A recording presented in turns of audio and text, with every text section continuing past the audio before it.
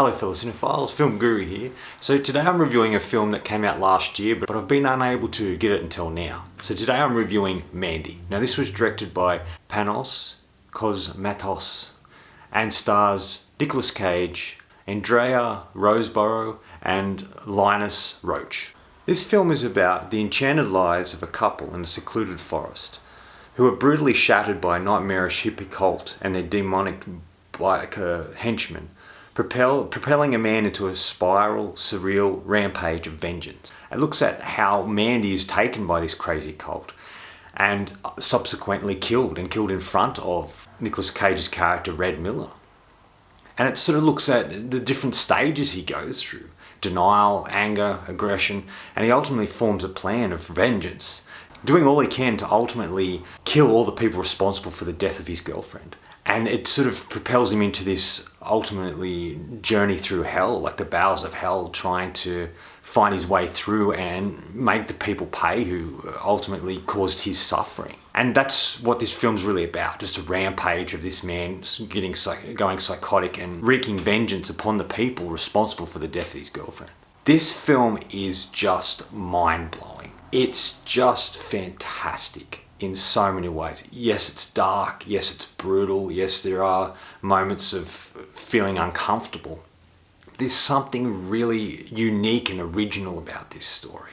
Yes, it does follow the vengeance story, but it does it in a unique and different way. Panos is a fascinating director. This is the first film I've actually seen of his.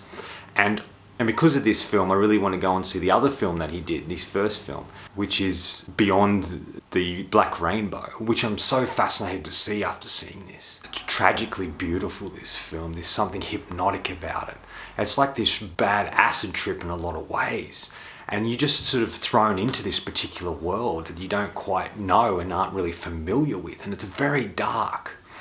And you don't know what to expect as the film goes along and what sort of is going to happen to these particular characters that you've invested a bit in getting to know them at the beginning of the film. Each shot is like an eerie painting. It's sort of like Francis Bacon paintings. This religious stuff happening within it, and it's very dark and twisted, much like Dante's Inferno, where he goes through different levels of hell. That's sort of what this film feels like. And I can really sense that when watching the movie. It is beautifully shot and artistically created. This guy is, I would say, a genius. The way he visualizes things and the worlds he creates are just so unique and different. I'd put him on the same level as Kubrick. He doesn't make the same films as Kubrick did, and Kubrick was a unique filmmaker. But it's just about the way he goes about making his films. They're his own unique voice. He's a true artist. Everything is worked out. Each shot is beautifully choreographed and shot and put together. He sort of knows what he's doing, and the visuals are amazing to look at.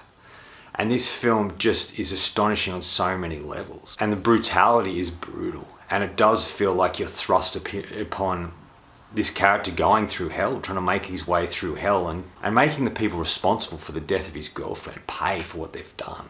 And this is what this film feels like. He takes his time at the start of the film, and then the second half of the film is just the action.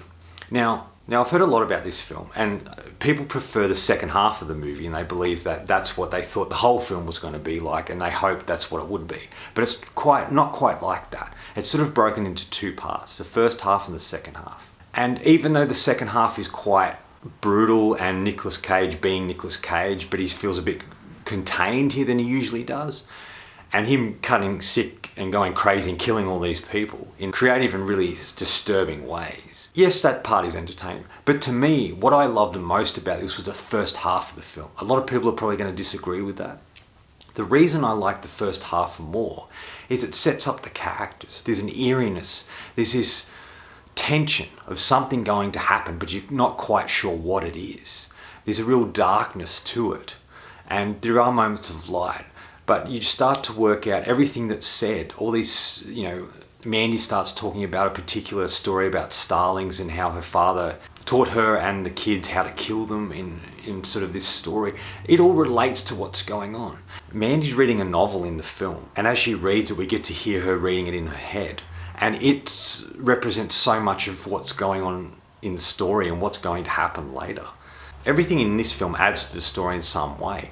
You're just not really sure of that to begin with, but it sort of flows in such an interesting way that everything's important. And this is where it's beautifully shot, in my opinion. The shots are fantastic. The use of colors is amazing. Reminds me a lot of Dario Argento's stuff, specifically his Suspiria film. There's a lot of ideas in this film that are interesting and unique. A lot of people are saying this is style over substance. I don't really agree. There's something really special about this film. Even though it is dark, there is something that's magnetic. There's something that's profound and beautiful within this, and it sort of sucks you in. And yes, it is a world you don't want to be part of. It is very dark and twisted as the film goes on, but this first half really cements you into these characters. There's something happening in this film that you can't quite put your finger on, and that's all thanks to Panos, who really is a visionary in many ways. People might disagree with that as well, but there's something about the way he makes films, what he's trying to say, and the feelings that you get from these films. I just think the first half of this film is just fantastic. And when I was watching this, I was going to give it a 5 out of 5 because I just felt that this was really interesting. To me, he sort of feels a lot like other directors, but doesn't make the films they make. There's a feeling of David Lynch in there in the way that it sort of is an eerie, unsettling feeling that there's something happening just underneath the surface, is what you feel in a lot of David Lynch's films. And this sort of feels like Rob Zombie in his creation of the world and the look of it and the way the characters look and interact with each other. Reminds me of Rob Zombie in many ways. And it also has a feeling of, like, if Marilyn Manson made movies, I think these are the type of films he would make. It just feels like his sort of stuff. There's a lot of nods to other things in this, but it's wholly and purely unique and really is Panos's own ideas and creation. This film is a breath of fresh air in so many ways. In cinema today, it's always prequels, sequels and remakes, taking similar ideas and doing something different with them, which is fine. But this film is like, no, I'm going to do my own thing. I'm not going to take from anything else. I'm going to create my own universe, my own film and my own way of storytelling. And this is what he came up with, and it's just blows my mind, this film. After watching it, I had to sit for a bit to really think about it because I didn't have any words to describe it. And I don't even know if I'm really describing it properly now, but I'm just trying to collect my words. It's a film that's stuck with me. It's stuck in my head and it's been with me ever since I saw it. And I just keep thinking about it. Now, the second half of the film is where I think things pick up and moves a bit quicker. It's really about this man's relentless fight to kill the people responsible for killing his girlfriend and what the lengths he goes to. There's even a moment where he takes a bit of this acid stuff that they've been taking, this drug, and straight away you see scenes of his face melting, and there's something really powerful about that. It's like he's taken this drug to become part of that world, to see the world through the eyes of this crazy cult and the leader of the cult. And this, I think, was unique and interesting of a way that we fall into this world. There's animation used within these sequences as well, which is very powerful and serves a purpose. And yes, this is brutal. This is Nicolas Cage being Nicolas Cage. But in saying that, he feels very constrained, especially at the start of the film where he's an average Joe. But then when it turns into the vengeance part, he sort of has one moment that feels purely Nicolas Cage where the director just let him go. And that's after his girlfriend has been killed and he goes into the bathroom, he's drinking vodka and he just screams and yells and he goes through this whole emotion of anger and frustration and sadness and overwhelmingness due to what's happened. And this feels like the Cage we all know and love. He pushes to extremes and it's quite an uncomfortable, powerful scene. But the rest of it just feels him a bit contained. There is moments of the Nicolas Cage we all know and love and over the topness. But there's something about Panos' directing that sort of calmed him down a little bit. Still has the moments that make him him, but he sort of made him more of a character, more of a real person in a way, who finds himself in an extraordinary situation. And this is where the film gets really, really violent. Like, there's heads being cut off, there's this great chainsaw fight, which is fantastic. I have to take a bit of a moment to talk about the cult and the cult leader, who's Linus Roach, who is really best known for playing Bruce Wayne's father in Batman Begins. And he is quite disturbing in this. And he gives such a reserved but powerful performance. Cult leader Jeremiah Sands. He's disturbing. The cult is part of a crazy people, and just drug-fueled craziness transpires with them. It felt a lot like the Texas Chainsaw Massacre family, especially in the original film. They're all a bit unhinged and a bit crazy, and they all do really bizarre things, and they're part of this crazy, disturbing world. And there's these really creepy sort of hippie, bikey sort of characters that ultimately come and take Mandy away from Red and take him to the cult.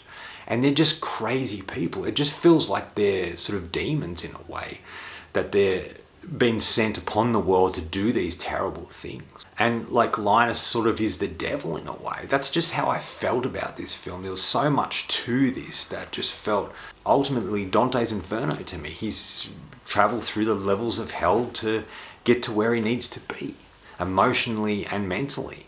And I think that was fantastically captured in this. All the acting is really good in this film. It's different, it's unique, it's larger than life in many ways, especially the second half of the film. And Nicolas Cage is great in this. This is probably one of the better performances I've seen him give. He's very constrained, like I said, in the beginning of the film, and then he lets loose, but not in a crazy over-the-top way. It feels like Panos really knows how to use him and how to get good performances out of him and allow him to be that creative person he is and create the scenes that he's within. I think Linus Roach is really disturbing as the cult leader. Jeremiah Sands. There's something really creepy about him, and he's convinced he's something special and that everything in the world is his and he owns it all. And yeah, he just sort of loses his mind quite a bit. And these moments of craziness that he does and the thoughts he says, but his acting is so great in this, and it's the best thing I've seen this actor do, and he really brings his character to life. Originally Nicolas Cage was going to play this character, but I'm glad that Nicolas Cage ended up playing Red rather than Jeremiah, because I just felt more Red was suited to him as an actor and a character, and he could have played Jonah, but it would have been a bit over the top and a bit crazy and zany, where it sort of works more as what they're trying to create here. Andrea Riseborough, she is fantastic in this, playing the lead sort of character, Mandy. There's something hypnotic about her, and you're just drawn to her, and she has like this scar on her face and this long black hair, and she wears a lot of dark clothing, but there's a beauty to her that's captivating. And she really shines in this film, and you really feel for her when she gets kidnapped by this cult and is ultimately killed. You really go on the journey with her, and you really feel for her character, and you see her strengths, you see her weaknesses, there's sadness in her. It's just powerful, and her performance against Nick Cage works really well. These two bounce off each other in a really great and dynamic way, and she's just captivating. And you can see why Jeremiah Sands wants to ultimately take her, because he's sort of becomes obsessed with her, and there's something extraordinary about her. And you just fall in love with her in a way, in a really unique way. And she's so fantastic. And I was really drawn in by her performance, as well as Nicolas Cage, who is just doing some really interesting work. And this is a great example of that. Final verdict. Look, this film isn't going to be for everyone. I'm telling you now, there are people who are going to hate it, and there are people who are going to love it. And there's people going to be in the middle in a way. I just think this is fantastic. If you like something unique, interesting, and original, this is definitely the film for you. I highly recommend watching this and Panos' first film. I think he's a creative genius, and he's working on a completely different level to a lot of artists out there. He's like a painter, crafting a great painting, and that's what I feel about him.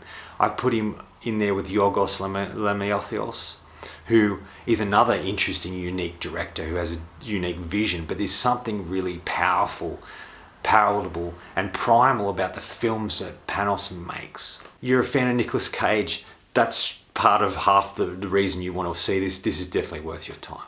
But remember going in that the craziness of Nicolas Cage and what you see in the trailer is only the second half of the film. But if you just want a mind altering, you know, acid trip, diving into the bowels of hell experience journey, this might be a film for you. I know that's crazy, but that's sort of how this film feels. This film ultimately is like, you know, a Rob Zombie film or Marilyn Manson's music. It's something you can't watch all the time because it's too full on. But every now and again, I don't mind things like this. So I'm going to give Mandy 4.5 out of 5. I had a blast with this film. Was original, unique, and mind-blowing. It just sticks in my head thinking about it, and I haven't been this affected by a film in quite a while. It's probably since Hereditary in many ways.